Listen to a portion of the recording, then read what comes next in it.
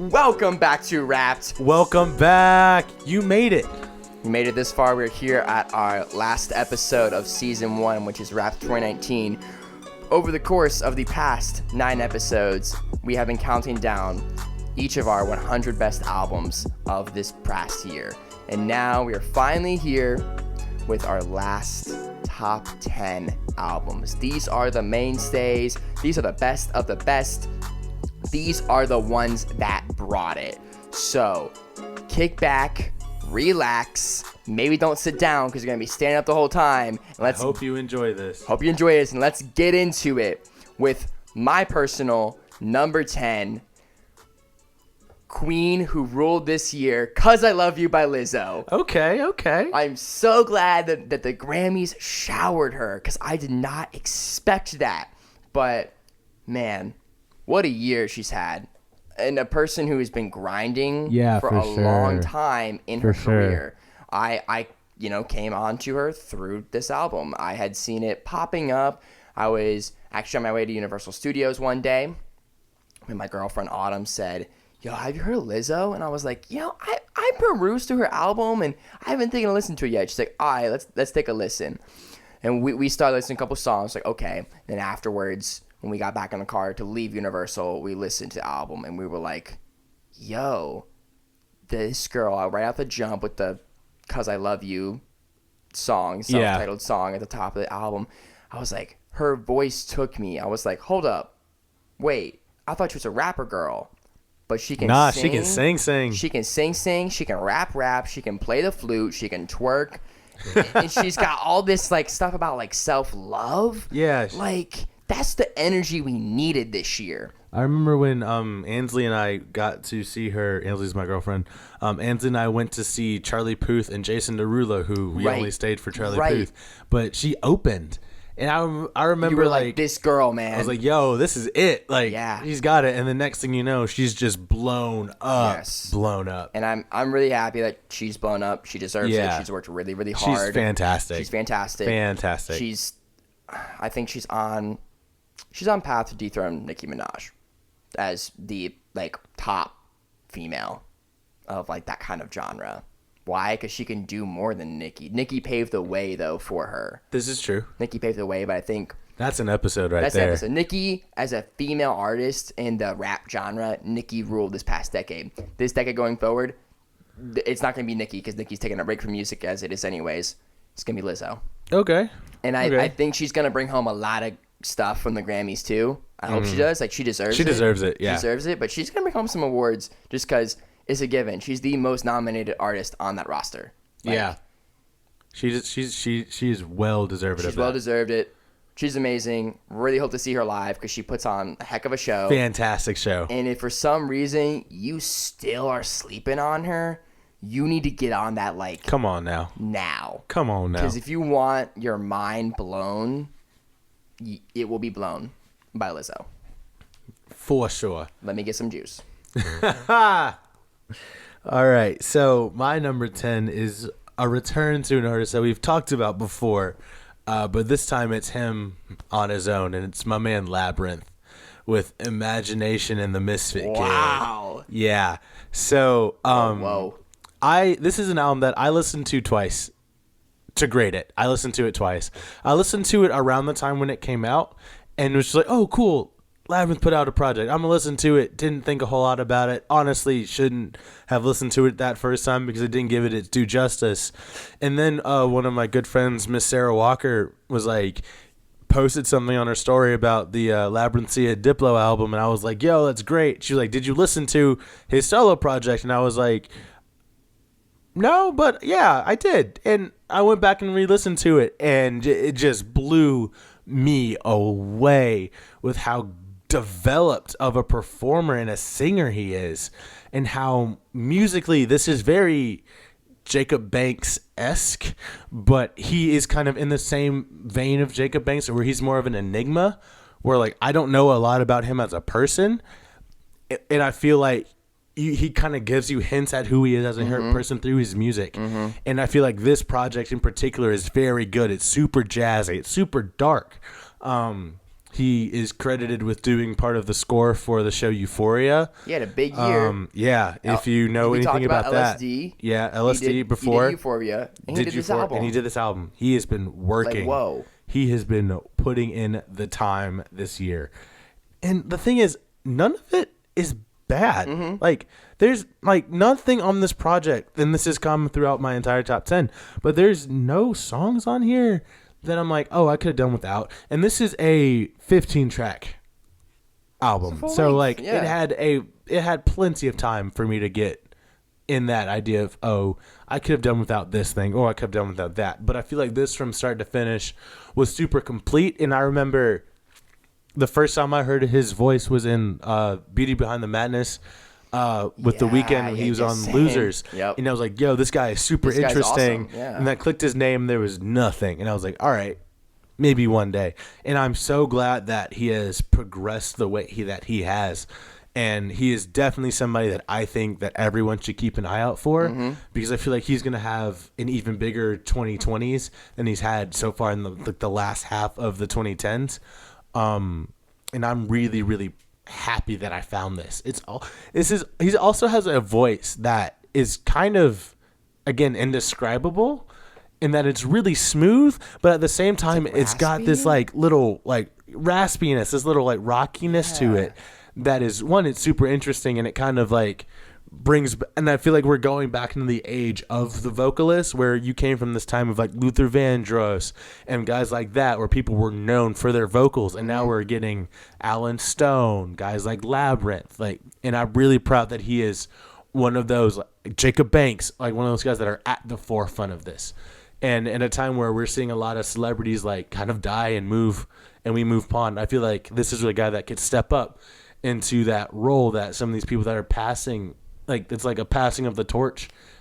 Like he's one of those guys that I can definitely see taking that torch and becoming just super famous, like going up there with The Weeknd. I would actually love to see The Weeknd do like on his next tour, bring Labyrinth on as the opener, and have it just be those two, and then of course them at the end come back and do Losers together, because I would kill to have him sing that verse. But that is Labyrinth, Imagination and the Misfit Kid. Definitely listen to it. Too. Right? What a name! Right? Sounds like a movie. I like it. That's the other thing. In this, it is a story from start to finish. Yeah. Which is important at this point, this far down the list. Absolutely. And conceptually, and just the artwork is just him, and like it's like oil painted almost, kind of in that vein of the movie about Vincent van Gogh, Vincent. Yeah. It kind of feels like that, and this is a very artistic album. That's a good way to put it. I know artistic, like, oh, they're all artists, but this is like kind of artistic where it's the artist. Yeah. You know? Yeah, like if somebody was like, if he did this as performance art, I would still pay oodles and oodles of money. So please check this album out. It's so good, and you will not be disappointed. I like it. All right, number 9 is 1123 or R&B by BJ the Chicago Kid. This, man, if we're talking about like a traditional style R&B album, yeah, this is the R&B album of the year in that sense, because man, it's so good. It's like in the streets at night and like sexy, but then it's also just like smooth and vinyl, and then it goes like, we got that song like Offset, and it's just like, oh, it's a bop. We in the club now. Like, it's so good. BJ, like, he's been coming up for a while, because, like, I've known about him through his working with Chance the Rapper, Donnie Anderson Trumpet, Anderson .Paak, like, all of that kind of scene. I never really, though, sat down and, like, listened to a BJ the Chicago Kid album. I only knew his singles and his features. Yeah. But this is an album I sat down because, one, the features he brought with him, kicking it off with Feel the Vibe. What an intro. Wow. With Anderson on it. That song set a bar. It set the tone. And then bringing in like half of Dreamville with like JID and Buddy, literally fresh off of Revenge of the Dreamers 3. On this, Ari Lennox coming in to do a remix of Rick Ross of Time Today. Rick Ross. You have freaking Afrojack on here. like as his closer.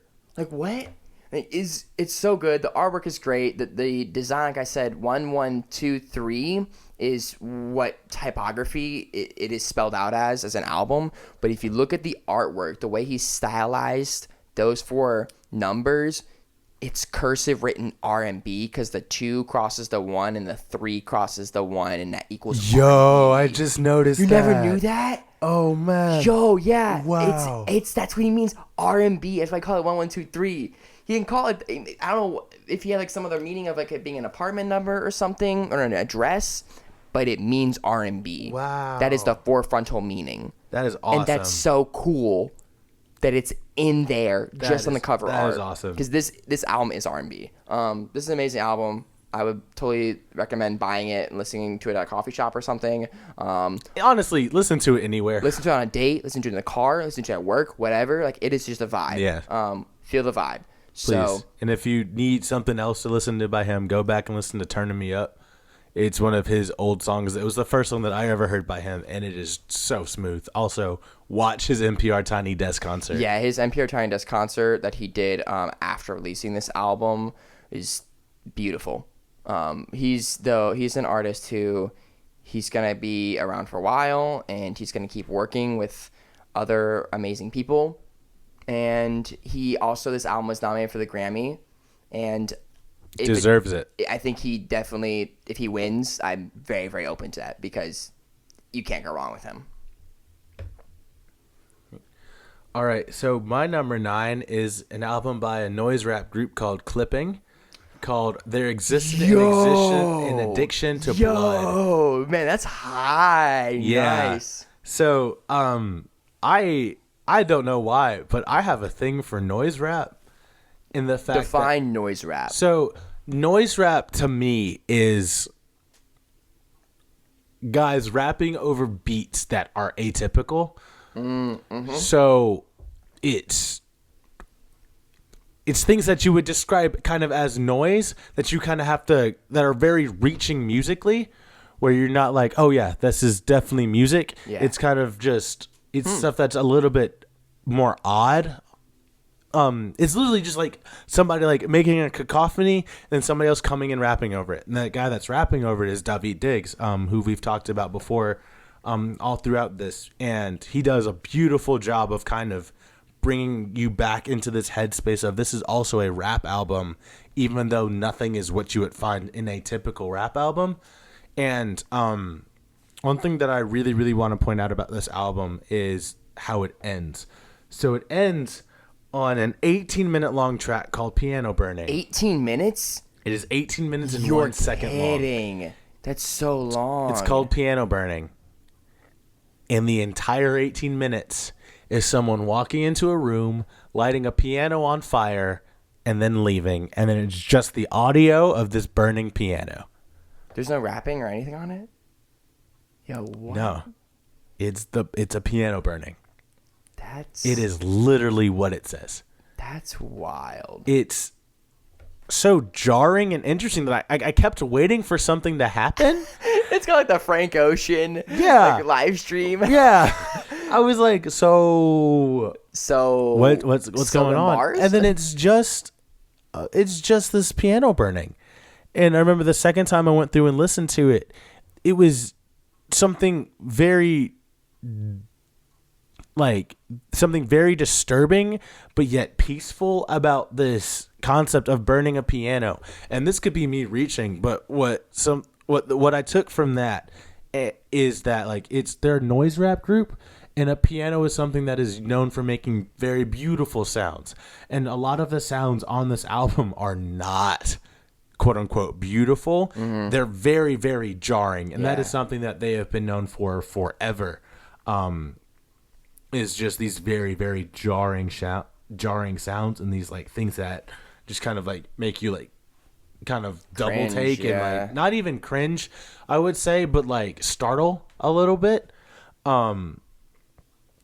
But all of this album, like when you pick it apart and you see like separates, like, oh, let's look at the rap and let's like look at the noise. The raps are amazing, the features are amazing, and then the noise is everything is so intricately and so specifically placed that it makes for this journey that is not only very compelling to somebody that I feel like if this was like your introduction to noise rap, this would be this would be a good introduction to it. Well, it's also something that I feel like if you are because I'm not the most well versed in this genre beyond clipping, but I feel like it's something that everyone that likes it could appreciate. And so it's something that it's an album that was really jarring to me, but it was really appreciative of it. And yeah, if you just like piano burning is something that you can kind of just sit down and think to.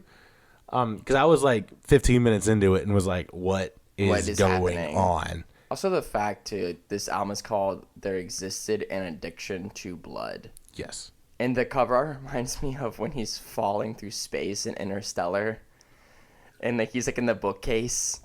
Yeah. I don't know why, but it just reminds me of that. It also kind of goes back to, for me, when I first saw it, it reminded me of those nail beds that people used to lay on. Yeah. And how they would be like, oh, it's something that's therapeutic. And I remember to me as a child, and I was like, why would you ever... Why is pain therapeutic? Yeah. And it, like, in my own personal experience, like getting my 2 tattoos was very painful. But it was also oddly therapeutic.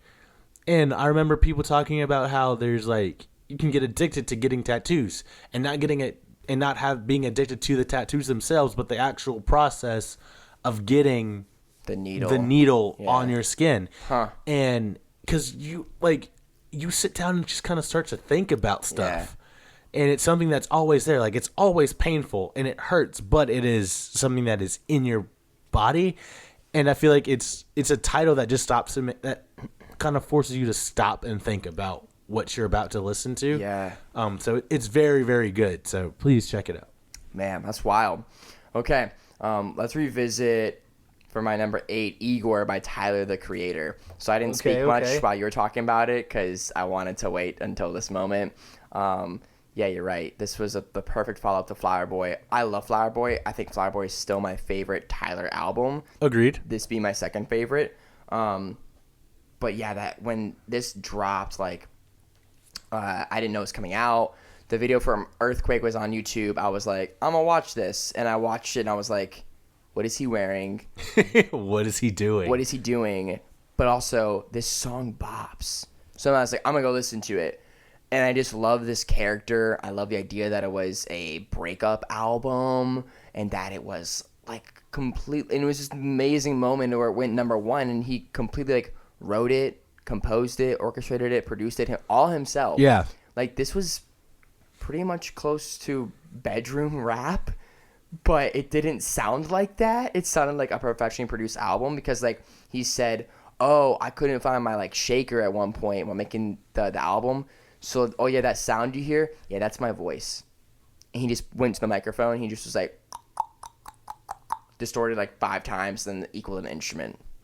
Like, genius. Like, he's a genius. Yeah, and he's so dedicated to his art that you can tell. Yes. You can definitely tell. I like the fact, too, that, like, he tweeted, this isn't a rap album. Don't go in expecting that when it first came out. And I'm so glad that he did that. I am, too. I am so glad that he did that because I went in expecting a rap album. Yeah, everyone's going to go in expecting that, but it's not a rap album. And then also the fact, too, that he pulled a Travis Scott a la Astroworld, didn't list who's all featured on it, and just put this picture of his like jacket with buttons on it, and each button was an artist. And it was like a puzzle, like find who is where. The fact that Playboi Carti is on Earthquake, like, yeah, man. Yeah, I did not pull that. Move. Yeah. It's such a G move. Like, oh, there's so many great pieces on here. His work with Solange too. Like, ooh, there's so much like to really just dig into about this album. It's great, but I mean, the first time I listened to it, it just moves, and it gets you hype, and it makes you sad, and it honestly too explores like LGBTQ because he's recently been very vocal about how the fact that he's gay. Yeah. and that he likes boys, which is such a 180 for him, given if you've heard any of his music from before Flower Boy and how it was like the most anti-LGBTQ thing you've ever heard in your life. Yes, and at then times. This is the most like pro-LGBTQ thing you can hear on like a mainstream platform. Wild. Yeah, he deserves all of the praise that he's gotten for this. And as I said before, this should be nominated for Album of the Year. It has been snubbed by the Grammys. It's because there's a different voting like academy for overall album versus rap album. Rap album, that made total sense. It deserves to be nominated, even though, like we said, it's not a rap album. I'm not going to fight that too much just because I know that's how they're going to pigeonhole him and how he's going to submit to it. They just won't let him go anywhere else. So it makes sense to nominate for that. But the fact that this is nominated for only one Grammy is a shame.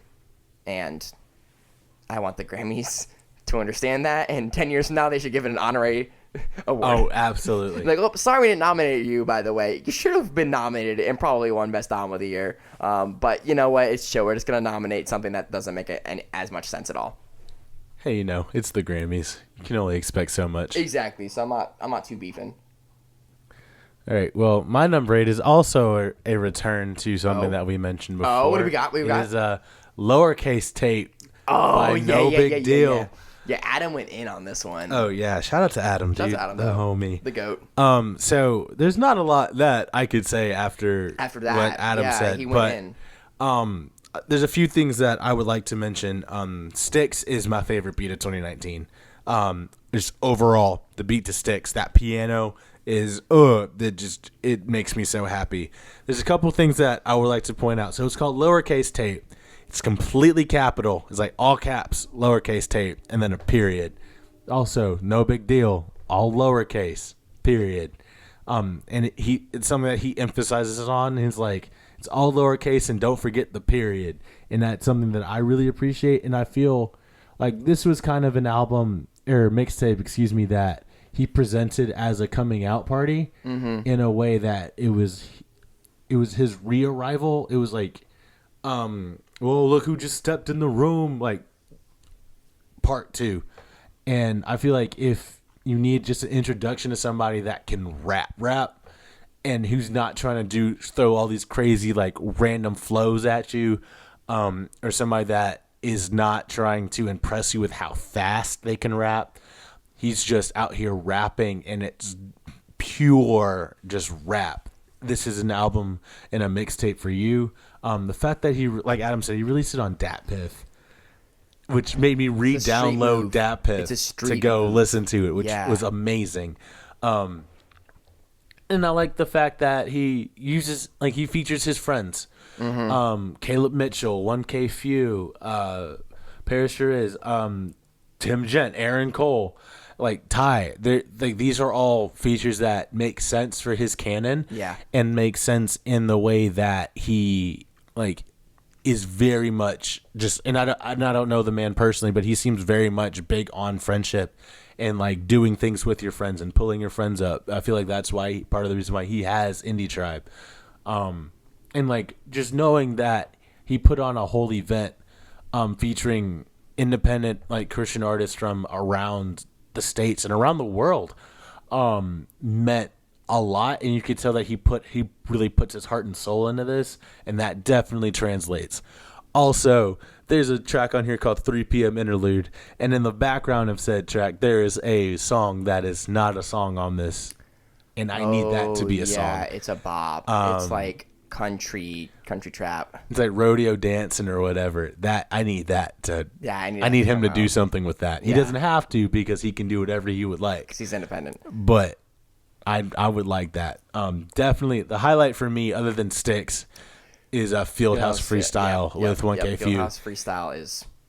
I listened to that song on repeat. Yeah, multiple times. And I feel like it's the fact that it feels like it's kind of like that two sides meeting, and instead of it being a war, it's just one giant turn up. Because you have him who's Dilly from the Sticks, and he goes, all right, let's take it over to Atlanta, like East Atlanta, and 1K comes in, and 1K just won. It's like a city sound. My god, yeah. And he just bodies it with like 5 flows. Oh my goodness, yeah. It's insane. Like just the way he enters, Dilly, don't come and go silly, Dilly. like that. Just it's something that makes you happy, just like to hear. Yeah. And you can tell, and you can just feel that energy that they put in the studio to make this. And it's something that's very successfully translated to real life. So that's something that I greatly appreciate. Yeah, it's fire. It is. This is my first introduction to No Big Deal on like a project level, not like Yeah. a feature level, and it got this high for me just because of the raw amount of just talent that he showed in this project.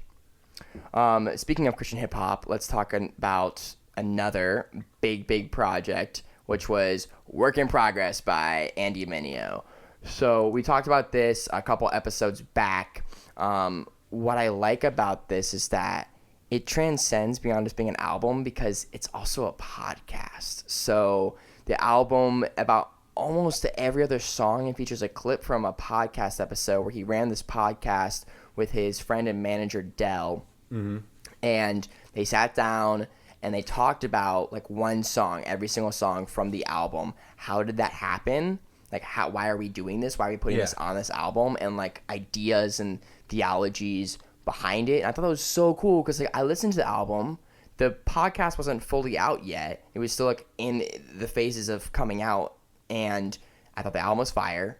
And then I listened to the podcast and I was like, wait, I get it now. Because I liked this song on the album, and now I'm like, yo, I really like it because they explained it for like 45 minutes. So it's really, really interesting. I liked all of it. Like we've said before, I think the weakest part is the last two songs, which are reworked songs that have already come out. The rest is stuff that never came out. It was just like Drake's Care Package, where it's leftover songs that didn't really fit onto any other cohesive project. And then his friend was like, yo, why don't you just put all those out on an album, just let them fly. And what surprised me is actually how cohesive it was. Because I thought it was going to be all over the place. And then it does jar you. Like, it does jar with the Anything But Country and everything else. But my favorite song in this whole thing was Till Death Do Us Part. Mm-hmm. Because that was, like, recorded, like, 4 or 5 years ago when he got married. And then, like, this jazz rap. Like, whoa. Yeah, and that's not a bag that you really see Andy in a lot. You don't even see any artist in that, except for Chance. You don't see any artist in that. I'm playing that song at my wedding. I'm calling it now because it is a wedding song. But that's enough of my talk on that. We're going to go over to, we spoke to our friend Adam about this album specifically and his thoughts on it because he had a lot to offer. So we're going to go over to him. We're going to hear about what he thinks about this, and then we'll come back to us.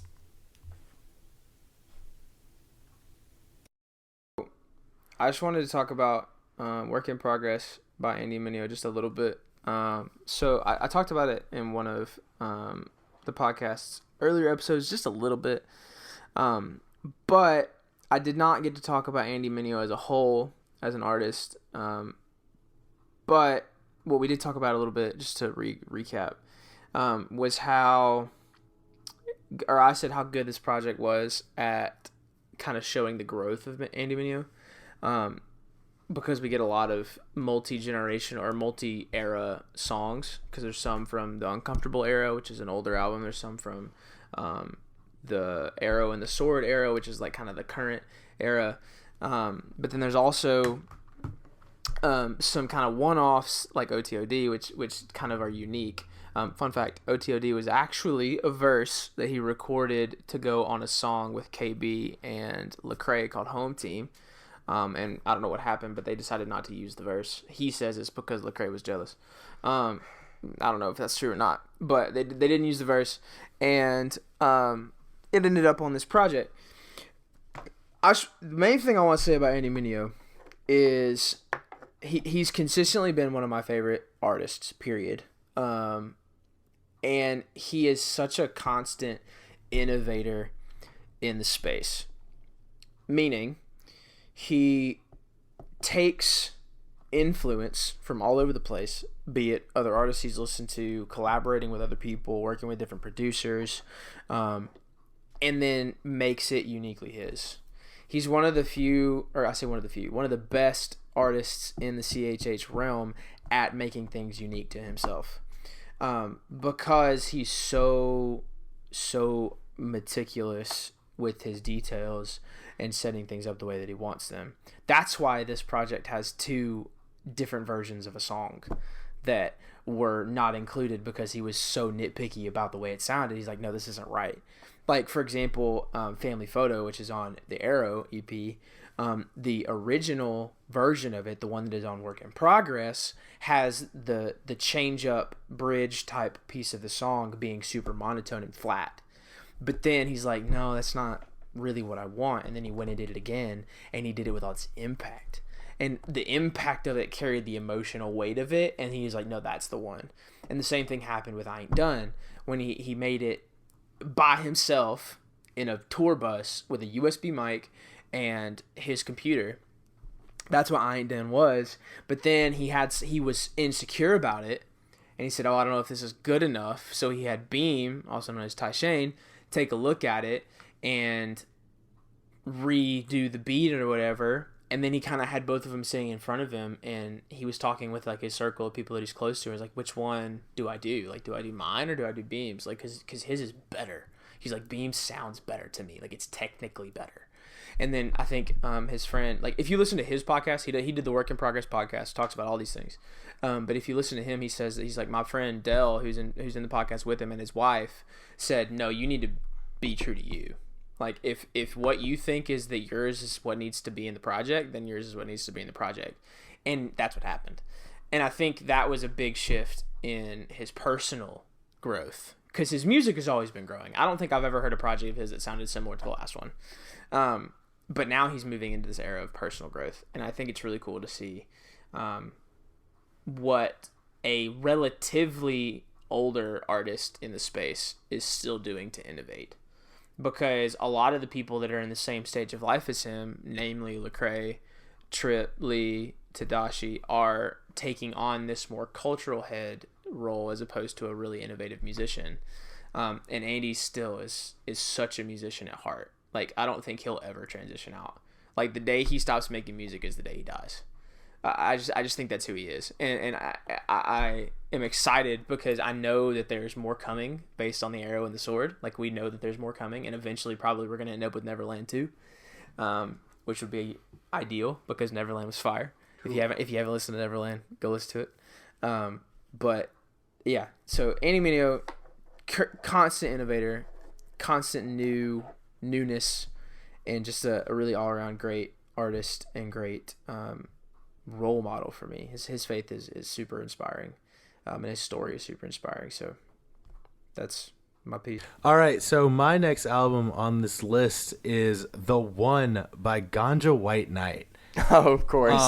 So this is coming in my number 7 because I thought this out. I remember listening to this album driving to McDonald's at like 1 a.m. the night it came out. It's a vibe. And oh my goodness, I had to pull over. I was sitting in the car and I went way too hard. I was gonna crash. Just the way it comes in, like, because their past projects have been very calm. Like, they've all been very good, and they've had songs that have like hit hard, but they've all been kind of on the calmer side. Yeah, kind of like we're kind of easygoing dubstep guys. No big deal. Just kind of like, and so.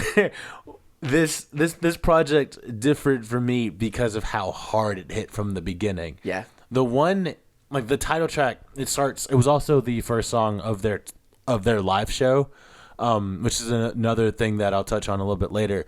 But the way the album starts is it starts like an intro, very like soft beginning, then it kind of builds. And then when it dropped, I was expecting like this like dubstep, like, this typical doom, like kick, snare, kind of feel that you get from a lot of dubstep. But this is the trappiest I think we've ever gotten from them, and it is so good. There's also a fact that they created a waltz in dubstep. Yo, you're kidding. The song Sunset Sherbet, you can waltz to it. I may or may not have made Ansley test this theory with me, but I remember listening to it because it's dump bop bop bop bop bop bop, and that is the drop, and it's that 3/4, that just like up and down bouncing feel, and so you can fully waltz to a dubstep song, which I cannot think of any other songs that can do that. But all of it is so exquisitely sound designed and so exquisitely and thoughtfully created that it creates this journey for the people that listen to it. And also, it kind of lends itself into their storytelling through their live shows, as they've created this character named Mr. Wobble, who is this obese superhero, who wears an orange jumpsuit, has like this black and purple mask. It's really, really sick. If you ever have a chance to go see them live, but are nervous about going to a show like this because there are going to be too many people on drugs, or there are going to be too many people like going nuts, this would be the perfect intro show for you. Because while it is super wubby and they do bring out like those elements, it's also super, super chill, and everyone's like just there to vibe out and have a good time. But definitely, if you just want something to introduce you into this world, I would present to you, this is one of the albums that I would present to you as something to check out and listen to. And then the other part of going back to their live shows, so they're not so much with this tour, but their tours in the past, especially with their last album, The Origins, it had a beginning, a middle, and the end visually. So it started, and like, it's called The Origin, so the first title track is an origin story, and it shows all of the people that were quote unquote Mr. Wobble before the Mr. Wobble of the modern times. And it's like Egyptians and Native Americans and things like that coming together. And while this happened in this show, they stopped going so much for story and just kind of created this picture for you that just kind of like, I had to stop at certain times just to admire the work of their technical crew and how much thought that they put into everything. If I had to go through and give you some highlights for this, I would say, if you weren't going to listen to this in album order, I would say to start with something like Sunset Sherbet or Up with Boogie T, because Boogie T is one of the best humans to walk the planet of Earth, but he's also a killer guitar player, in addition to being one of the best modern dubstep and rhythm producers out there. So start with Sunset Sherbet or Up, and then you can get into like Flute Chillum and Mr. Wobble Drop Killer and the title track, The One. And just listen to this. If you can find a place with an awesome sound system that has crazy low end, do it. You won't be disappointed.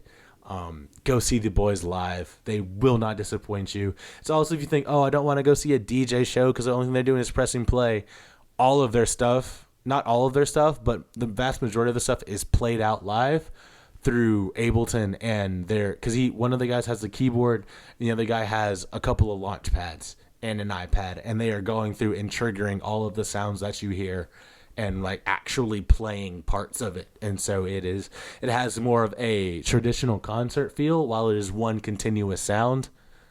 And other side note, they almost killed the Tabernacle their last trip to Atlanta. So during the first song, it starts and you can tell they are pushing it, and then it drops and everything just goes quiet.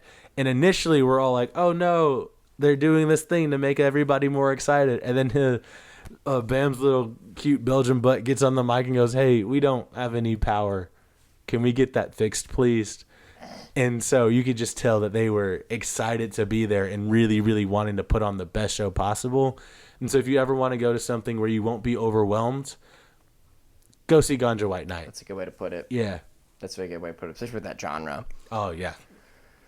So my number 6 is an album that I didn't know what I was getting myself into, but it's The Lost Boy by YBN Cordae. Hey. And I'm so happy this is nominated for a Grammy for Best Rap Album, because I totally didn't see it coming. It came at a total 180. Similar to how this album itself 180'd me, but I didn't know what to expect. I had heard Bad Idea with Chance the Rapper, which was the lead single, and I was really impressed. I was like, oh, I thought YBN Cordae was like a I don't know, SoundCloud kind of style rapper, and he was singing and he sounded good, and I was really impressed by that. So I said, I'm gonna check out this album, and it starts off, and it's like jazz, and there's sometimes like once a year you get one of those rap albums that is just incredibly healing, and this album like heals me as a human being, because the production credits were amazing. When he announced the track list, and he announced a producer's list, which Yeah. is a super smart thing to do. And I highly encourage him and everyone else going forward to do that, because that is becoming really, really important, that producers are just as much artists as those giving the lyrics to the track. But he had like Masago on there. And I love Masago. He's this like saxophone player. Like I was like, is this gonna be jazz? Ta-da! Which it was. And then he had J. Cole produce a track, but had no J. Cole feature. What? He had a J. Cole produced track with Anderson .Paak as the feature? That's wild. And so when it started, I wasn't ready. And I listened during an entire car ride, and it, like I said, it's incredibly healing. And then too, afterwards, I had loved the album, but I didn't know that a lot of it is parallels against one another. Yeah. He talked about this in an interview with Rob Markman from Genius.com, for the record, that it's all opposites. Like, he's talking about one end of the spectrum and then the other end. He's talking about not going home and Bad Idea, but then he's talking about going home for Thanksgiving. And then he's talking about how he's rich and that he has rich problems, and then he's talking about being broke and like having broke problems. It is everything you need from a rap album. You get like 3 or 4 hype songs, like all produced by Take a Day Trip, which is fire, and then you get a bunch of jazz songs. You get some solid features. It has beginning, middle, and end, and like the end, it just really goes out, and it's all about him as like a young adult going out in the world, and like you don't really know what you're doing, and you're kind of lost. And I feel like a lot of people my age, including myself, like right now in this generation, that's how they feel. Like they don't really know their place in the world yet. Yeah. They're trying to find that, and to hear that in like a musical format, oh, it's something special. Yeah, it is special. So really looking forward to listening to him going forward. I said this about Denzel as well. I said this about JID. He's the third person, and Lizzo. Those 4 people, they're going to rule 2020s. He's going to drop an album that's going to be like up there, like J. Cole level. And we're all going to look back at it and think, man, remember how good Lost Boy was? Yeah. Yeah, it was great. But this album is like the best album of the decade or whatever. I digress. I would highly suggest everyone, I don't care if you like rap or not, listen to this album. Well, that's kind of cool, because my next album coming at my number 6 is Ride Waves by Grizz. Oh, man. So Grizz has been my homie for a while, not in real life, just in my head, but I feel like me and him would be homies. This album was so good. This is also, Grizz released 26 songs this year. That's a lot. He gave us this full-length album, because Yep. this album is 14 tracks. Yep. And then he gave us 4 EPs. That's a Like lot. 4 3-track EPs, aptly named bangers. 1, 2, 3, and 4.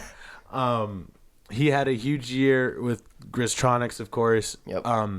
But that's a whole other conversation. But so this album, I remember listening to it and being excited that Grizz was putting out new music again, because he kind of disappeared for a minute to like find himself and like zen out and everything. And I'm so glad he did, because I remember turning this on and it was like, all right, I know this isn't going to be what I think it is. And I don't think he's just going to be the saxophone guy anymore. And that is exactly what happened. The album starts off with a track called Can't Get Enough, and it has one of the swampiest guitar riffs I've ever heard. Swampy, like bayou swampy guitar riffs, which is set forth by like Boogie T. Yeah. Just because this is an album that he made with his friends. Also on this album, he has My Friends and I Part 2, which My Friends and I is one of his biggest songs and one of the songs that goes off the most live. It's just my friends and I get down. My DJ's got that sound, and we all come around, and it just goes off. This time, he got Snoop Dogg to be on it. Yo. Yeah. For real? He did. That's wild. And then you go 2 tracks down from that, Matisse Yahoo is featured on here. You go another 2 tracks down from that, he has Dram. The very next song, he has Bootsy Collins, and then he ends the whole album with Wiz Khalifa. This was Grizz at his absolute best. Yeah. This is like somebody that I feel is about to just reach levels of like fame, and not even fame, just levels of hugeness that aren't easily attainable. like I truly feel like this was a project that's gonna put him up there with like your Bass Nectars, with your Skrillexes, with those figures that are so in a magnet that There you it is. cannot You got it. like put them in a box, because he's shown that he can make everything from dubstep to trap to his kind of weird off-brand like saxophone thing.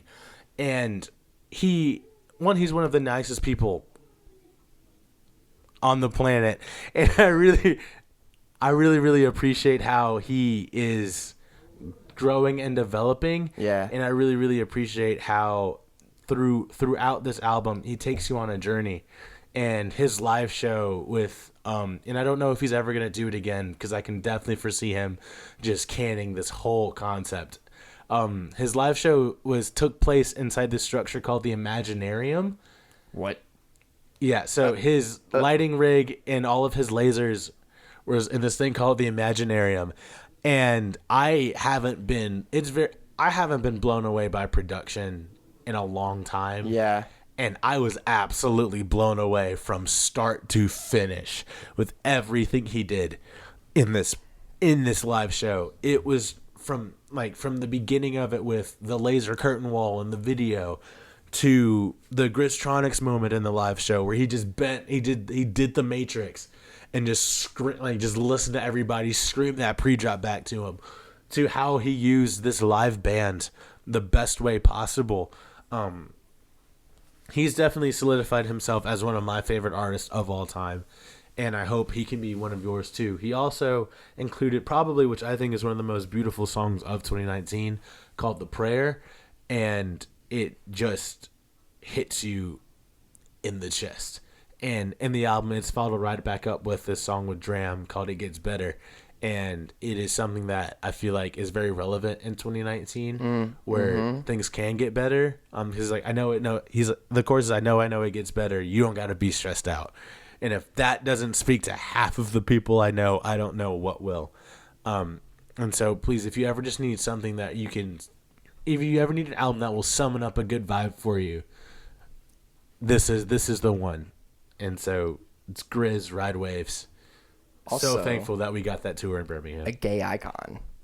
Yes. A gay icon. Icon. He's just an icon living.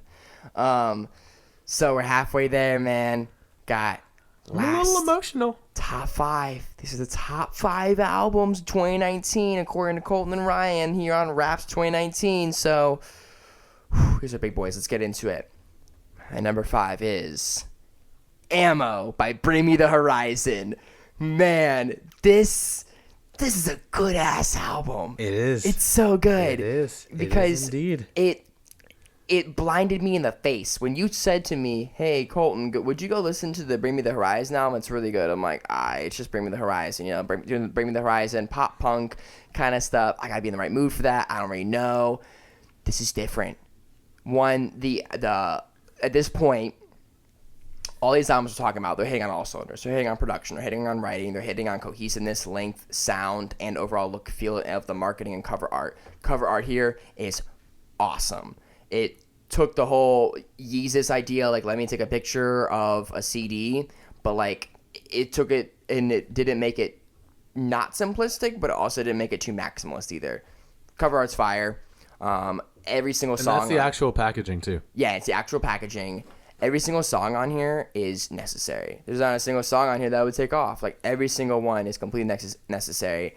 And it was them going outside of their comfort zone of, like, we still do dark stuff. We might scream a little bit, but, like, we're going to go towards, like, pop, but, like, dark pop. Like, Billie Eilish, if she was a band, and, like, 30-year-old Brits. Yeah. It's all bops. It's beautiful. It can get sad. Every single one of these just makes me just get hype. And I remember, like, I listened to this a lot. And I thought it was a really solid album. But then I watched their live stream from Lollapalooza this year. And that moment solidified for me why it is in my top 5. Because I knew every single song. I was getting into every single song on a TV in my living room. I wasn't even there. And I was like, whoa, their showmanship, their outfits, they are on brand. They're on par. It's amazing. It's their best album by far. I agree. And I think it's setting them in a really, really good direction. and maybe whatever comes next is gonna be like so good. But I can't say enough about this album. If you're not a pop punk fan, that's not you at all. It does not matter. You can come into this with any level of musical appreciation, and you will know how good and love this album. That's what I like about it, I think, so much. It is so universal. It doesn't niche itself, but it does exist within its own kind of subset of genres. Yeah. But everyone can enjoy it. Oh, for sure. It's wide mass appeal. It's fire.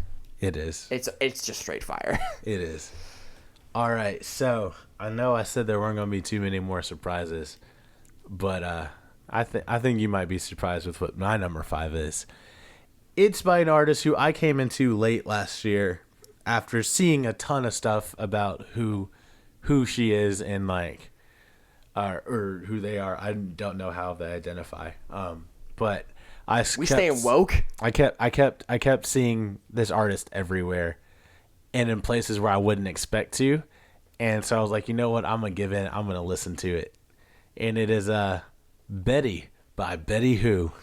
Yo, a lot of people have been talking about this album. Yeah. So I was asleep because they're great, dude. Oh my goodness. You're right. A lot of people have been like, man, Betty Who is fire. In my opinion, this is the best pop album of the past 2 years. Holy shit. Yeah. This is what I desire from a pop album. Wow. Where it's still quote unquote pop and like pop rock. Yeah. But it's very distinctly Betty Who. And she has a voice that I haven't, and I say voice in the fact of like storytelling and narration that is very unique and very, very her and very, very like being able to speak to many, many artists and like many, many, many different people groups, because I did not initially expect to enjoy this album. Just because I was like, generally I'm not that big on pop music. I'm like, traditional like pop and stuff like that, solo artists. But this album is great from start to finish. Like, Dude, yes. I would suggest blocking out time to listen to this from front to back for your first listen. Yeah. And I feel like that would help the story a lot, and that would help bring everything together extremely, extremely well. So that's Betty Who. It's Betty. That's a good one. That's good. I like that. That did take me by surprise because, like, knowing you, that is not really so much like a kind of sound or artist who's ever been in your bag. Nah. But she is now. Not really, but definitely. We out here. Definitely. Okay. My number 4 is one that I toss around back and forth of possibly putting at number 1. But just given the overall fact that he's still an upcoming artist and doesn't have a ton of experience, and that kind of reflects slightly in the sound. Yeah. But my boy Toby Lou, Live on Ice. Holy cow. I've been waiting for this for a minute. So I got into Toby Lou last year when he opened live for Kyle's Lightspeed World Tour, which that was my favorite album of last year. And then he got me into Toby Lou, who's this is the artist I referred to in the last episode with No Rome. Mm-hmm. Him and No Rome are the two artists that no one else currently makes music that sounds like theirs. Mm-hmm. Like, Toby Lou is a realm of his own. He has this cartoon aesthetic. He watches cartoons all the time. That's like he draws himself. He's gotten really popular lately as a result of the whole Buff Baby dance, which is a song that came out like 2 years ago for him, but it's now because of TikTok. Shout out to millennials and Gen Zers. That is becoming like a big song, right? But I waited and waited because he put out EP and EP and EP, and he kept saying all year, album. I'm gonna drop. And we start off the year with like a couple singles. He had 3 singles before this album, and then finally he announced like July, August, because the album drops in August, Live on Ice, and it's like 22 songs. It's long. It is. And that's the weird part, is that I was like, I'm not expecting this to be like that high up on my list because it's so long. That was the death of the Chance the Rapper album. That was the death of so many other albums. But this is an album that is long but doesn't feel like it. I'll listen to it on loops, even though it's over an hour long, which is insane. Yeah. Because as an artist, like, to me at this point in life, like, and how far we've come with our attention spans and stuff, if it's over 45 minutes, you got to be hella good. And that's what this is. It's hella good. Every song's a bop. So many features from, like, a little known artist. I don't know any of these people until this album came out. Didn't know them. Now I do, but that's because he's so small, and it's just bops. Like Waterboy was my most listened to song of this year because it is a bop. It is such a bop. His wordplay. He's like a rapper, but he's like a singer, and he's like an artist. He's so many things, and I literally, like I said, I cannot define his sound. It is almost impossible to define his sound and find someone else who sounds just like him. But I saw him live on the tour for this. This is his first headline tour. I saw him at the Masquerade Atlanta. It was amazing. He's a great live artist. He has a lot of great energy, great fashion. He knows what he's doing. He has a look to him. There's something special about this kid. So I highly suggest anyone out there listen to Toby Lou if you're looking for something that is chill, but then if you're also looking for something that's fun that you can dance to, the best way to explain, I guess, is his whole mantra of happy, extra sad. That's what he sounds like. So if you want to get happy and extra sad at the same time, listen to Toby Lou live on ice, most slept on album of 2019. Number 4. All right. Let's get it. All right. So my number 4 is one that we've already touched on, but it is The Lost Boy by YB and Cordae. Only 2 spots difference. Yeah. Let's go. So I love this album from the moment I started listening to it. Same. As soon as Wintertime comes on, I'm like, ooh, I'm in my bag. I was like, oh, all right. So I made the mistake of associating him just with the rest of the YBNs? Just with the rest of the YBNs. Namir? I'm not that big of a fan Same. of. But he is so unique and he is so lyrical. He is.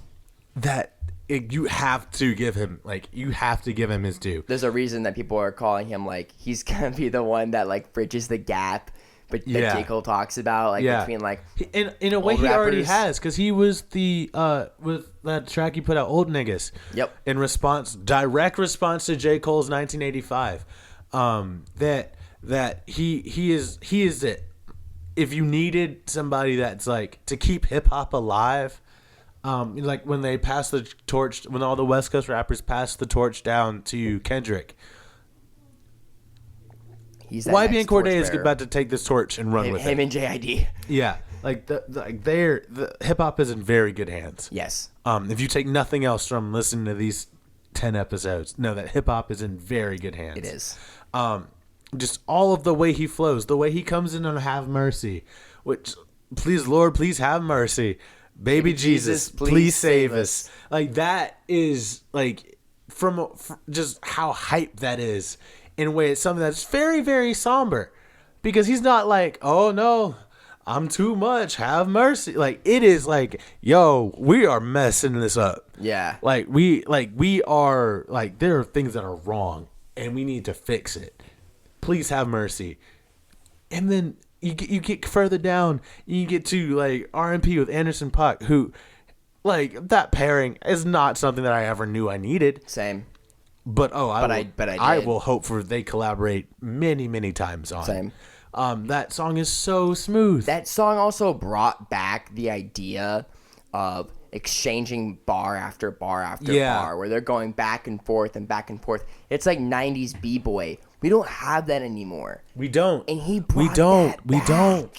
Like, and that's what's so cool is he brought it back, and it's being well recognized, because like it's probably the number 1 like most popular song from this album. It's on the radio and stuff. We need that, man. We said he's throwing it back, but he's also bringing it forward. He is.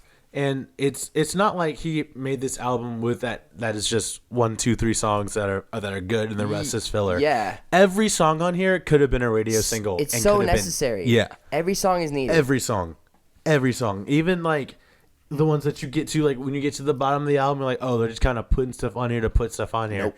That's super thought out. Shout out to Slim XX. That's right. He also produced on this. Who produced on this? He's in MGK's band and one of MGK's best friends. Yeah. Who produced the song with Pusha T. Like him and Bazex, they both went nuts on this. Yeah. And I really appreciate. Yeah.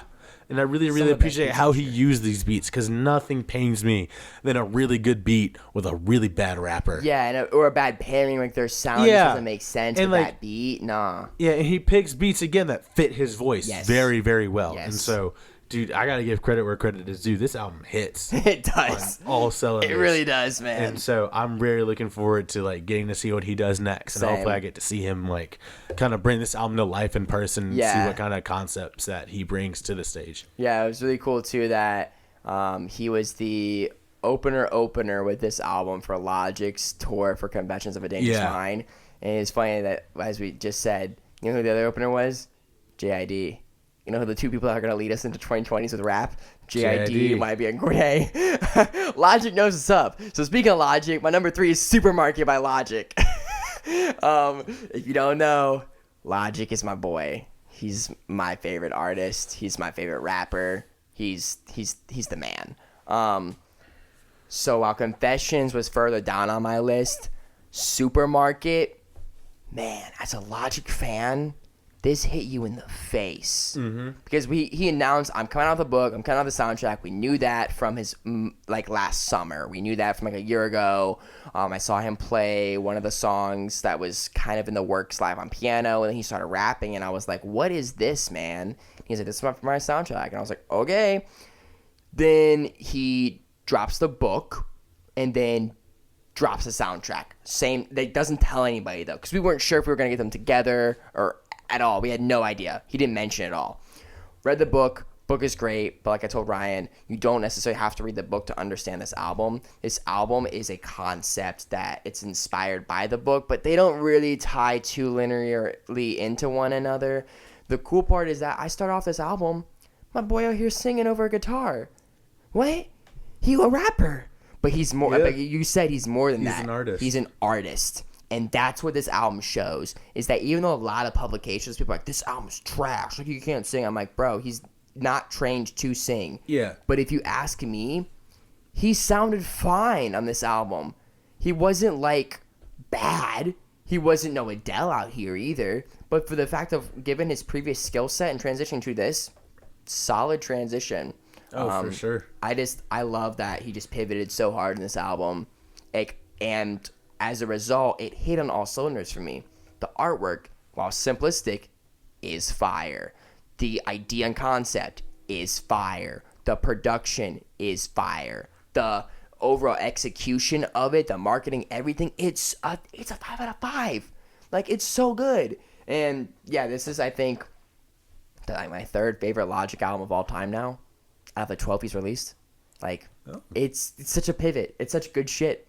And then now he's not doing that again. It's a one-off. He's going to go back to doing what he usually does, which is like rap, boom bap, trap, whatever you want to call it. But the fact that this album exists is proof of how multifaceted, multi-talented genius he is, which is why I love him. So Supermarket is the ish. Read the book, listen to the soundtrack, do both, do one. Pick your poison.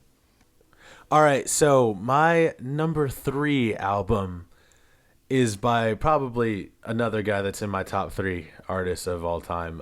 It's Machine Gun Kelly's Hotel Diablo. Oh, man, I've been waiting for this one. I was wondering where this one was going to fall. I should have known. And I know somebody's going to get mad, but you know what? You can come up here and fight me. I will defend this man until the day I die. I love how this is your number 3 and Logic is my number 3. Like, that makes so much sense for us because those are our favorite, like, rappers. Oh, absolutely. Because they deserve it. Yeah. I think if you want to go just based off of the whole Eminem thing, even though regardless of whether or not you think he won or if you think he lost, you cannot look me in the face and tell me that he is not one of the most important figures of modern hip-hop, because he is the only person that Eminem dissed on Kamikaze that responded. Everyone who was sitting there like, oh, nobody's talking, like, nobody's going to respond because everybody's scared. He responded. I love how Outlaw Yachty. Everybody else on that got dissed on that album except for Tyler, because Tyler Tyler the Creator was completely separate. Either tweeted like, oh my God, Eminem said my name? Yeah, they were like, thank you for gracing me. Yeah, and he came back and was like, hold on. Like, nah, no, bruh. like, we gonna talk about it. And he did. And you cannot look at me in the face and tell me that because I guarantee most of the people that were like that have been shitting on him for so long were like the same people that are like, well, who's gonna respond to Eminem? Somebody needs to respond to Eminem. Well, guess what? Somebody did respond to Eminem, and you know what? He bodied. Bars. Bars. Also went number 1 on iTunes. The fact Yes. that a diss track went number 1 on iTunes to me just shows the overall impact of him as a wordsmith. Exactly, and the fact that he has been doing this for a decade and has such a dedicated fan base in EST, which stands for Everyone Stands Together, which is something that people don't take lightly, is that he has a movement. A lot of these rappers that are creating movements right now are kind of following in his like footsteps. Also, this whole quote unquote new thing of mosh pits at your rap shows, homie, come on. He's been doing it for a while. 2012 Wild Boy, Atlanta Wild Bill snuck in there, almost died. Almost died. These things aren't new to him, but we're not talking about the past. Let's talk about. But yeah, this album. what makes this album a number 3 for you? Number 3 album. First off, Sex Drive, Foster the People, Yeah, the fact that Foster the People is an uncredited feature. and Cara Delevingne. She is the voice that says, "Welcome to Hotel Diablo." They were filming a movie together, and he was like, "Hey, do you want to be on my album?" And she agreed, and she said yes. So that "Welcome to Hotel Diablo." I didn't know from that opening part. track is Cara Delevingne. Yo! And so then you go from there. You get into El Diablo, which was one of my favorite singles that he released. Mm-hmm. And that is just him rapping, dude. I also He love even that says beat. it. Yeah. It's with Ronnie, who made the beat for Rap Devil. Mm-hmm. It's those two guys, and I feel like they should continue to work together. Ronnie J. And even in that song, he is, "I'm back to rapping again," like 808 slapping again. Like he is back to rapping. He's in his bag. Absolutely, He's in his bag. And while it's not that same like quick fire flow that he came up with. This is not Chip Off the Block, Machine Gun Kelly, because he has grown from that. You get into Hollywood Horror, where it's a tribute to Linkin Park, because it samples Numb and kind of reworks that. And also is a very deep song in and of itself, and talks about the issues that he's had with other people and like just things that he's been going through, and how he talks about how he's like, it's because of you the fans had to wait. And we don't know what he's what he's speaking on directly, but like we know that he cares, and like he takes so much time out of everything he does to make sure that his fans have the best experience possible. Then you get into Glass House, which had my favorite line, or he talks about all of the friends he's lost, Little Pete, Mac Miller. Then at the end he talks about how him and Pete Davidson are super close now. Oh, yeah, He that goes, even like relationship. they got my homie Pete, like, fuck the jokes. Like that just shows how, even though he has this very, very rough exterior, he is like openly caring on the inside. And then you go down, I'm gonna skip over Burning Memories, which is a great song, and you get to Floor 13, which is the only way I feel like he could have addressed Kill Shot on this record and like maintain that idea that he quote unquote won the beef, even though, because he talks about in the song, he says, "I just spent a year living after somebody sent a kill shot missing me." And I went to see him at the Coca-Cola Roxy opening up for Young Thug on their co-headline in the Justin Bieber Big Tour, and that was one of the first times I saw a response for him from a crowd that wasn't there for him. That was something that he needed. Yeah. Because I remember that song started, and immediately people started to spread out and just started to like get ready to like open up these pits, and it happened. And so this album, because even go after that, you have Roulette, you have Death in My Pocket, you have Candy, you have Waste Love, you have 53666. Then it ends with the song with Youngblood and Travis Barker, Think I'm Okay, which just went gold. Mm-hmm. This whole album shows, one, how eclectic he is as an artist, but also how good of a rapper, just a pure rapper he is. Because none of it's super fast, like he's not coming out there like chopping or anything, but the flow that he takes on in Roulette is so just angry and so just like forceful in a way that it makes you stop and listen to it, as like it's over this beat that's super menacing, and the hook on it is just, it's this rider music. It's like gritty and dirty, and that's something that he's needed. It also makes up for the Binge EP that came out, and I and I am like a binge apologist, because I like some of the songs on there. I did too. As a gym album, but Same. compared to this, We're talking different level. completely different level. Yeah, that was like SoundCloud throwaways. This Yeah. is a concept, well thought out piece of work. Yeah, and even on the songs that because originally when Candy came out, Candy was not my favorite song. That he man, listened I to. love was Candy. I was like Candy. I was like Candy's good, but it was like this is all right. Like it's not something that I would listen to. But I listen to Candy almost every day. Yeah. And so I really feel like if you please just give this album a chance and sit down and really listen to it, because you may be surprised on how you leave feeling about him. And also firmly believe that you cannot talk shit unless you go in and listen. Yeah, I also feel like with him as a whole, as like an artist, like people assume a lot of assumptions based on his look, appearance, or like celeb stuff, Yeah. and maybe a feature or two. But like anyone who hates on him has never told me that they've listened to a full-length album of his. Exactly. Because once you listen to a full-length album of his, like whether that's General Mission, which I think is still my favorite, Yeah. Bloom, Yeah. and this, all of them are so good. And he's so much more. And they're also different. They're also different. He reinvents himself every single album, and they're always so much more to offer than what you think MGK is in your box of what the media or your Instagram tells you. Yeah. And so this is an album that I would recommend to basically anybody that says they're a rap fan. Oh yeah. Because Or a rock fan. Or a rock fan even. He says he's putting out a pop punk album in 2020. Which makes sense. I think this is the most pop punk leaning we've seen of him. Yeah, especially with I Think I'm Okay. Yeah. It's just And I needed this to be Yeah. pop punk leaning. After Bloom, like I liked Bloom, but I said, okay, cool. Same advice I gave Post Malone, who didn't deliver on this, was I need you to lean more pop punk, more guitars, more rock. Yeah. And he did that. And you can this is also the album that he uses his band the most in. Yes. He travels with a full live band, drummer, guitar player, bass player, keyboardist. And that's what sets him apart as, like, I guess a rapper, is that you go to a rap show and it's just someone with a computer, like a DJ, and then they're just playing the backing tracks. They might even play the track from Spotify. Yeah. And they're just going in and then they're just cutting it. This isn't that. This is when he performs. Yeah, it's a show. It is a concert in a concert sense. Start every show with "Welcome to the greatest show on planet Earth," and for a while there was like not a lot that I could do to dispute that, just because of how much energy he possessed in all of the music. And even though he doesn't perform all of Wild Boy anymore, just because it is an old song, he still acknowledges it.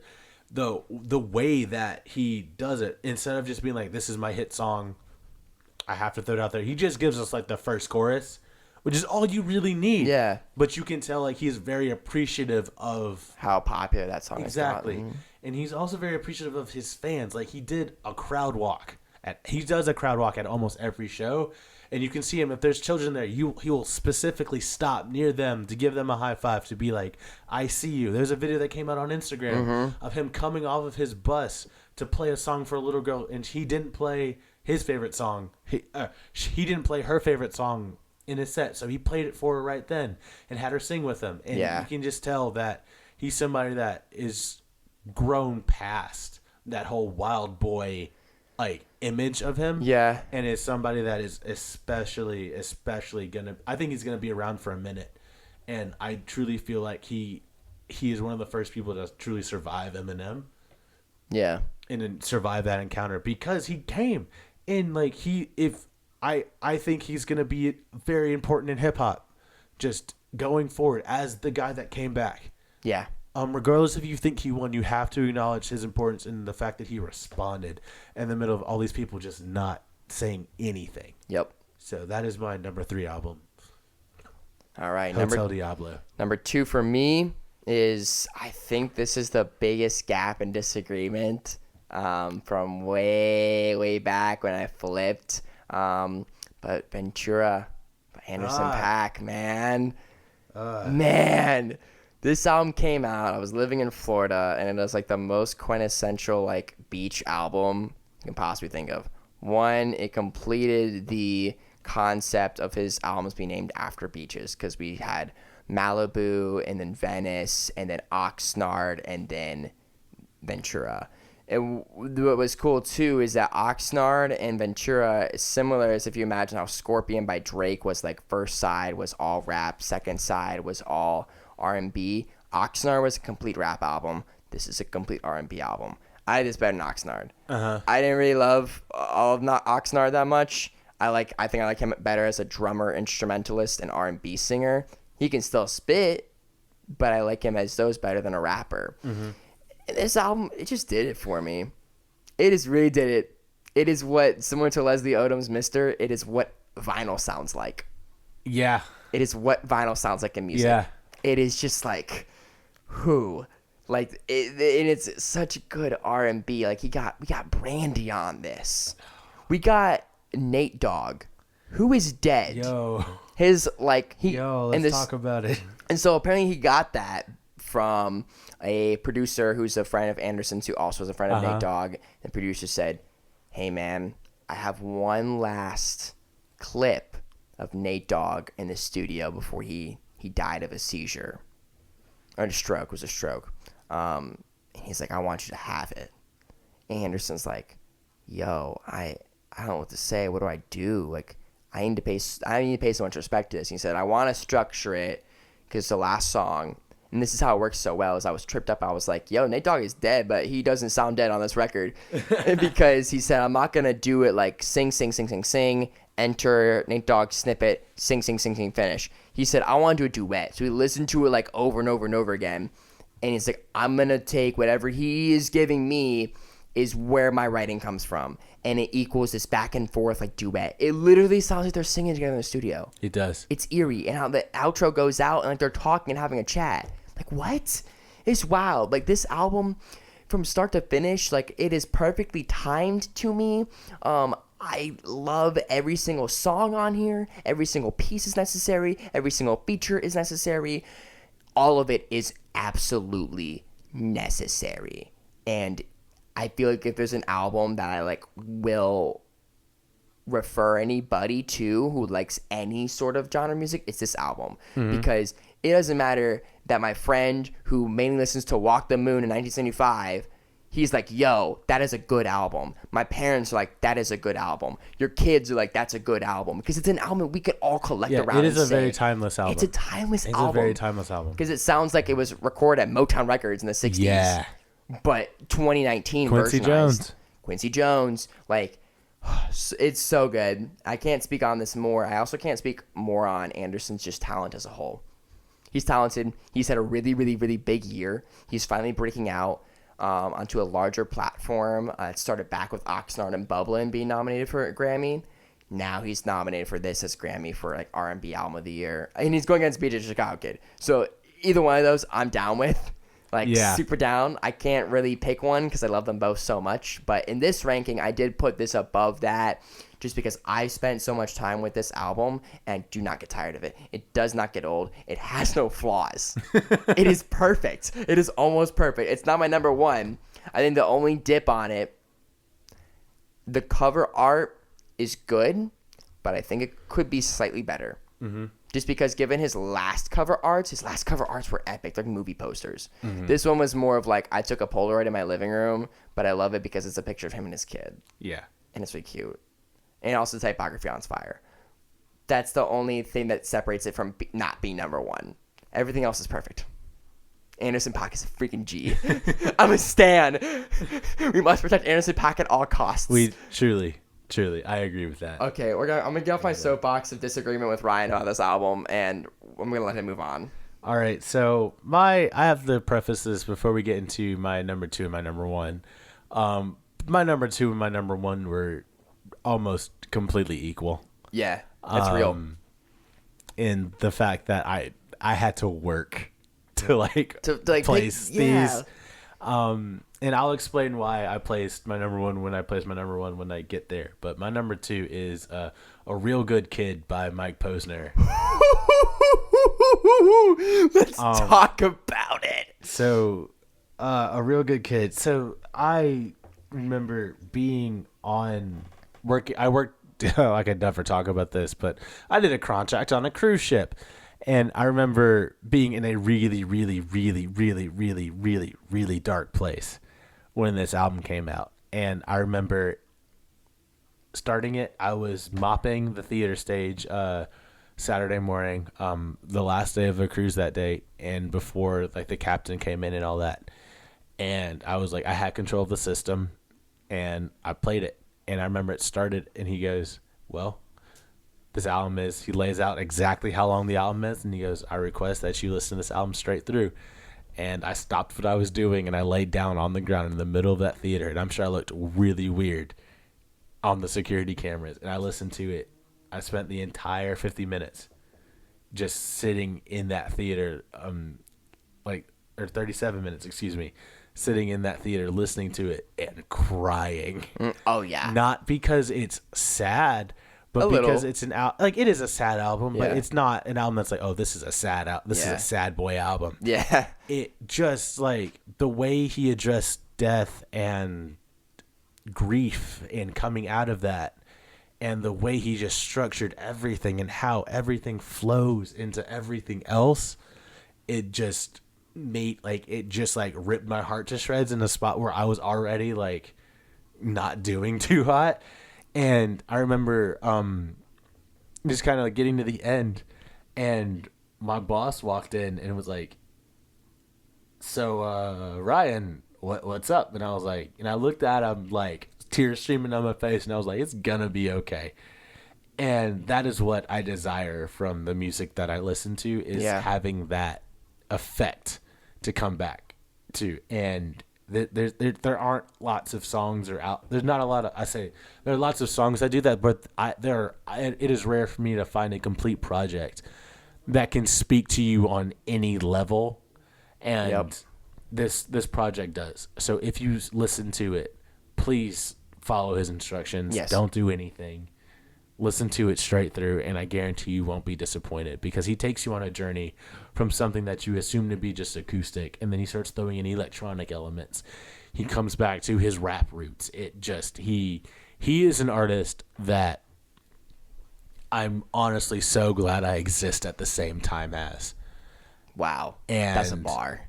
Yeah, and I will forever hold this album and his music in general in a higher esteem because of that association I have with it. Yeah. But just, I remember being like, even in high school when Cooler Than Me came out. Yeah. I remember doing that and was like, yo, I relate to this. Not for the most like unproblematic reasons, but give me a break. I was in high school. It was a different time.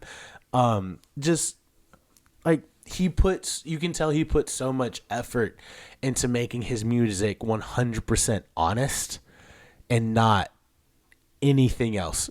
Like, if you want to listen to Mike Posner, this is something that this is like kind of him presenting himself. Like, this is real. This is me. Like that this is it. Like, this is what you get from him. And I appreciate it so much. So, well, you want to know what my number one album is? A Real Good Kid by Mike Posner. I've been sitting here the whole time watching this man talking about my number one album, and retweet all of that. But here's the thing about this album. No piece. The reason it's number one, I've known it's been number one since it came out, which was the very first weekend of consideration for this project. I said, I graded it at that moment. I looked at the score and I said, that's going to be the number one album. Nothing beat it. Why? Because no album made me feel more like a human than that album. yeah. Like it. Yeah. With the instructions at the top, and he's done this for his poetry albums. He did this for At Night Alone. Just asking listeners, like, don't do anything. To listen. Don't look at don't look at your phone. Don't answer email, and you just sit in a chair or lay down or something and just listen to it. And when you do that, you realize how amazing it is. And I've also, for that reason, haven't listened to it a ton of times because I want to honor those instructions. Yeah. And that's what makes it so precious almost a year later. Yeah. Is that I've kept that wish of his alive. And like every time I listen to it, it's me following the instructions. I haven't listened to it a ton. Not as much as probably anything else in my top 10. But that's what makes it so special. It is a number one album because I treat it like a number one album because he asked me to. I've probably listened to this album all the way through 3 times. Yeah, like 5 times. Like, it's phenomenal. But it's worth guys. it. And what I like too is 2 more aspects. That one, this album was sparked by a very low point in his life. A lot of it has to do with the death of his father, who was his role model. But as he like put out on social media, he's like, my father died, my girlfriend broke up with me, Avicii died, all these other people in my life left me. I went into the deepest, darkest pit of depression, and I'm coming out of that. Because everyone was like, where's Mike Posner? Where'd you go, bro? And he's like, dude, I was going off and being a freaking human, dealing with my emotions. Like, what else do I tell you? Mm-hmm. It's so awkward. And that's what I loved about this album. It's just like, yeah, man, like, everyone has gone through those moments in their life. And for an artist to come out and say that, it's like, it's relatable. Yeah. And what I love, too, is that he's a G, because he didn't tour it. He said, oh, wait, you want to tour? Nah, fam. I'm going to walk across the country. I'm going to walk across the country. From ocean to ocean. Yeah, as soon as he said that, he said, I'm going to walk across America from New Jersey back to the ocean of LA. And like the journey that, like, watching him on like Instagram, going through this journey of personal discovery, as if this album enough was not a journey of personal discovery. This man walked across America. That led into more of the mythology of this art for me, about discovering yourself as a human being. Man got bitten by a rattlesnake and almost died, had to be freaking evac'd, and then had to go home on recovery, but then went back to Ohio. I mean, not Ohio. It was somewhere, Kansas or something, or Colorado, and went back there, tapped the fence where he stopped and said, I'm going to keep going. He didn't give up. Move on. Yeah, he didn't give up. And every song on here is necessary. Every song is well every produced. moment. Every moment is needed. And also it genre bends to no belief. Yeah. Because he can spit. Yes. He's a good rapper. Yes, he can. He can sing well. He can orchestrate. He can do EDM. He can do big band. He can do just an acoustic. This album does everything, but it's not trying to do everything. It's not trying to shove it in your face and say, hey, look at what all I can do. Yeah. It says, like, this is just the album. This is just the way it sounds. And I remember, like, when it came out, I made, like, a bunch of other people in my community. I was like, hey, you should listen to this album. And every single one of them came back to me and said, I followed the instructions, I listened to the album, and you're right. This is a piece of art. It is. It is. It is. Pack it up, put it in the Smithsonian. Yeah. Like I will carry it with me for the rest of my life because it is just that special. And it's something that I will revisit 20 years from now, look back at and say, man, this is still, it's a beautiful piece of work. Like, it makes me want to, like, cry, not because it is sad, but because it's so raw. Yeah. So, like, all I can honestly say is just, like, thank you. Like, thank you for making this album. Mike Posner. Thank you, Mike Posner. Thank you for, like, all of the amazing work that you do, but specifically this album. Real good kid. That's my number one album.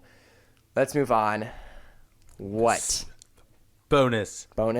If you really would like to just delve into the mind of Mike Posner, he made this album with this other artist named Black Bear called Mansions. And you should listen to it. You should listen to that one too. Please listen to it. That's a departure from this piece. Yeah. But if you wanted to ever cry, if you ever had a moment where you just need to cry, listen to Nobody Knows and just sob your heart out, please. Also, like, it's further evidence, that project is further evidence of, I think, how much talent and genius he has within him to go get nominated for a Grammy for I Took a Pill in Ibiza, to then do Mansions, to then do this. Yeah. And I think this got just all the way snubbed. Oh, totally. All the way. It is so underappreciated because people are just like, yo, Mike Posner, like, Pill in Ibiza was his cap, and now he's like, nah, he went and disappeared into the mountains of Telluride and then walked across America. Weird, bruh. We ain't on that. Nah, this is the best album. They need to get on it. It's one of the best albums of the year. Yeah, this is probably one of the best albums of the decade. Yeah, this album was beautiful. Yeah. All right, so what you got?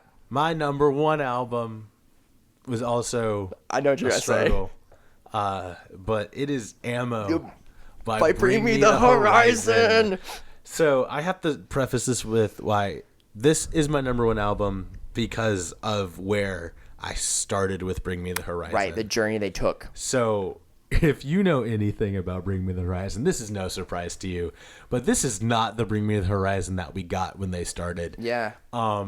If you ever would like to scare a small child, please put on Diamonds Aren't Forever and just let that thing play, because they came from the most death metal of death metal places that you could possibly go to. And to see where this band has come from now has showed so much growth and so much necessary change in the way that they just kept making music. They weren't like, oh, our fans don't like this, so we're going to stop. They're like, we're going to develop. And they developed into this amazing thing. That's this what you do as an artist, yeah. This album actually has so much sass in it that it's not even funny. So the album opens with a track called I Apologize If You Feel Something, which speaks for itself. This album is they set out to make you feel something. And as you go through each of these songs, just have in mind that this is super honest too. Yeah. Like, this is not just something that they're like, oh, we need a bunch of songs, but I'm not going to scream anymore. Here you go. Yep. And if you would desire that scream from Ollie Sykes, he gives it to you. You get a whole long-winded mantra, and then you get a little bit longer in Sugar Honey Iced Tea, where he just brings it back. But this album also is my only 5 out of 5 completely perfect album. Yeah. I felt that nothing I would take off, like the Mike Posner album, I would take off nothing. Yep. But where it surpassed Mike Posner for me was in growth, and how, again, where this band started to where they are now just made all of the difference. And also, this is another album that came out while I was on the cruise ship, so it has a special part for me because it was also around the time where we had some really, really terrible things happen, and I needed an escape, and I had kind of stopped listening to music, so this was kind of me coming back into doing something that I loved. Right. And I remember listening to their song In the Dark and sobbing. Because the song is about, like, a broken relationship, which my relationship is fantastic. But that wasn't the relationship that I needed to cry about. It was, like, my relationship with myself, kind of. And it is a very, very dark song. Like, it's not something that I think I can base, like, it's not something that reflects, like, my personal faith. Just because the chords, like, don't swear to God he never asked you. Like that, I remember the first time I heard that chorus, it was so jarring to me that I had to stop and go back, and I listened to the song from the beginning to the chorus over again, because it scared me a little bit, if I'm being completely honest. Yeah. I had never listened to something. No, I say never, but there's very, very few things that I'd listened to and immediately connected with. Yeah. And there was just so much anger and so much, like, pain and suffering in that chorus alone. And the chorus is, so don't swear to God he never asked you. It's not his heart you drove a knife through. It is not a world you turned inside out. It's not his tears still rolling down. Jesus Christ, you're so damn cold. Don't you know you've lost control? Forget about the things you think I know. No secrets. You can't keep me in the dark. And, well, that's poetry. It is. Just like, this is Ollie and Jordan and the rest of the guys at their best. Yeah. And the way the way it's presented visually in the music video, with Forrest Whitaker, sitting there and kind of in this, like, thing that kind of excuse my language, but kind of mind fucks you a little bit, where he's, like, being shown and presented all of these images, and it's not really clear if it's his memory, or if it's a memory, or if it's something that he wish he could change, or if he's one of those figures that is kind of, like, creating this world, and it's something that it's making him sad. Yeah. It's also, and I'll move on from the song in a second to, like, some of the lighter parts of it, but there's also this kind of whole concept where there's the idea that he might be God in this video, where he's plugged into everything, and that is overwhelming for one person. There's a movie called The Shack, and that same question is kind of presented where this guy meets God, or not, he meets God, but he meets Jesus and the Holy Spirit. And at some point, they present him with this choice to sit on a chair and make the decisions that God has to make. So, like, make the decisions on who gets to live and who gets to die. And this song kind of brought me back to that, where you don't really, like, we assume that we all know what we would do if put in that position. But we really, really don't know. And then also, this song brought me to a plot where I was angry at everyone and everything, including God, including, like, people that, not by, because it's my fault I got on the cruise ship, like, people that were far away from me, where I was like, you guys don't understand anything, like, and I feel like this is another song, this is another album that I think I'm going to carry with me for the rest of my life, because of the brevity and the weight that it holds, like, over, like, this song, I'm going to move on from this song, I promise, but this song holds so much weight with me personally, that it just has so much magic in it. Okay, so now on to the lighter side of this album. There's tracks like Heavy Metal, which is a kind of a middle finger to the people that sit online and be like, oh, I don't like this because it's not metal. They started as a metal band. Why aren't they make metal? Why are they growing? Why are they doing these things? They acknowledge the fact that this album is jarring if you have ever been a fan or listened to Bring Me the Horizon before. Yeah, it's like from the musical title of the show, Die Vampire Die. It's kind of like that, where they're like, we hear it. We also don't care. And I really, really appreciate that aspect of it. Same. My favorite part about that song, though, is how it progresses and it gets slowly, very, very slowly, gets heavier and heavier sonically until the end, where it kind of crescendos into this, like, very brief, I think it's like 7 seconds of that old Bring Me the Horizon, like, death metal sound, where Ollie gives you this really big growl and there's this really big, like, breakdown, like, where it just gets super sludgy, and they're like, we can still do that, we're not going to, because that's not where we are as a band anymore. And I feel like they also address that on, like, Mantra and Mother Tongue, where they're like, we're changing and you guys need to just come back with us, like, maybe we'll go back to that sound eventually, but that's not where we are right now. I'd say the song that I think is the best on this album is actually Sugar Honey Iced Tea. It's a good one. Where it's just, if you know anything about that acronym, it's an acronym. It's also just, like, it's fun. Yeah. And it sounds like their old sound, but also sounds like their new sound at the same time. It's a very nice blend of, like, bridge. these electronic elements that Jordan brought in to like that old metal sound. But it also features Grimes on here. Yeah, the fact that they had Grimes, Danny Filth. Yeah. And who's the third? There's a guy named Roselle who's a beatboxer. It's wild. Right. And also they incorporated that in so beautifully in heavy metal. You also don't feel, I also feel like with those features aren't coming in and stealing the show. Yeah. Nor they're complimenting. Nor are they overshadowing them. Yeah. It is the perfect idea of what collaboration means. Exactly. Which is why, same for me, it was a 5 out of 5 out of teamwork, both on their end as a band and the fact of their 3 features. Yes. And so that is, the Ammo by Bring Me the Horizon is my number 1 album. And I also think it's a nice way to cap off a decade. Yeah. With a band that I remember just going and, like, screaming and like, the top of this decade. Yeah. To different now. sound to Completely different sound. Completely same guys. I'm like, same I think guys, they added one person. But just like how people we transform over time, they have 2, and thus through their transformation as people, they have seen a transformation in their music. Yeah.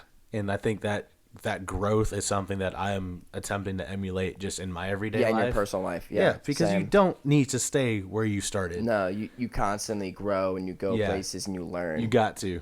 And I feel like this is them learning. Same. And this is them showing what they have learned.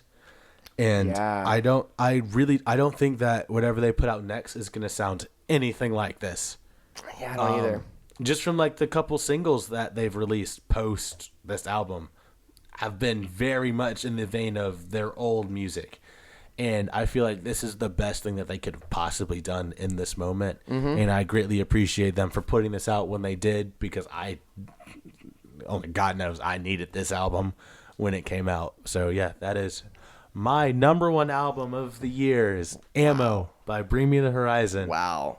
Well, folks, it has been a ride. We have counted down, if we count both of us, we've counted down 200 albums. Some of them are similar, so maybe it's like 180 or something like that. But we've each counted down our 100 albums of 2019 over the course of these past 10 episodes of our first podcast ever. This is a big moment for us, and We done did it. If you've listened to just this episode, we really appreciate your time. And if you've listened to all 10 of these episodes, we really, really appreciate your time. Come let me know and I'll give you a hug. Yeah, so thank you all for listening and supporting us. Thank you to everyone who's been so supportive throughout the entire process from start to finish. Special thanks to Autumn Salazar for our marketing, and special thanks to all those who have responded to us on social media, sent us love, asked questions, given us comments, shared it, everything. We really, really appreciate it. For now, this is gonna wrap up Wrap 2019 season 1, which just recapped the year. From here on out, we're then gonna move on into a weekly basis. We're gonna be coming back at you in 2020 with some weekly fresh content, so stay tuned for more details on that. We're gonna go enjoy a nice little break. Yeah. I'm gonna take a that. nap because I need to like wipe my eyes. Those 2 albums were heavy. Yeah, they were. So thank you all so much, and we will talk to you all very soon. Much love. See you in 2020. Gang gang. Squad.